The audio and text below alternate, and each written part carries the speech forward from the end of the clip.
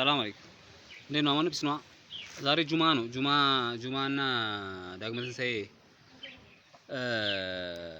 ፋሲካ ስግደት ተጋጥሟል ዛሬ ቀኑ እና ለሱ የሚሆን ገጠመኝ የመን ላይ ነበረኝ እና ምን መሰላችሁ ከሱ በፊት ግን ማለት ነው ምን አለ መሰላችሁ እኔ አሁን ኢትዮጵያ ውስጥ መኖር ለኔ ማለት ነው እንደ መስዋዕትነት ነው።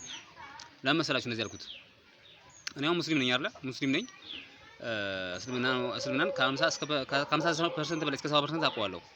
በእስልምና በሃይማኖቴ ደግሞ አደራደርም። ነገር ግን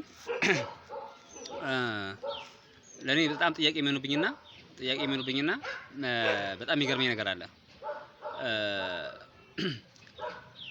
ምን መሰላችሁ ጥያቄ የሚሆንብኝ ከአረቦችና አሁን የመን ላይ እና ሳውዲ ላይ ያየሁትን ነገር ነው የምነግራችሁ። እዛ ኤስኤስ እስር ቤት ማለት ነው ከፈረንጆች ጋር 5-6 ወር በቆየሁበት ሰዓት ማንም የሚወደኝ ይመስላችኋል? አሁን ከፈረንጅና ከአሜሪካኖችና ከአረቦች በጣም የሚገርመኝ ማለት ነው። ሀሳብና አስተያየታችሁን ኮሜንት ላይ ጻፉ። ነገር ግን የሚወደኝ ማለት ነው እኔ ፈረንጆች ናቸው 90% 100% ማለት ነው።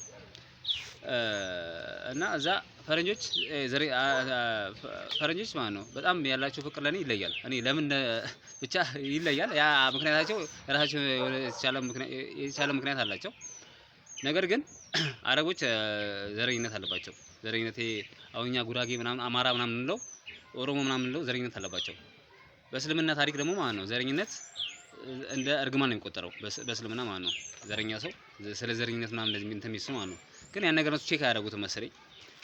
እና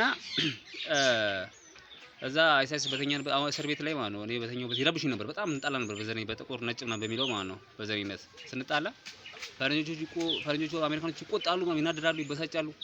አረቦቹን እየወሰዱ ያሰቃያቸዋል።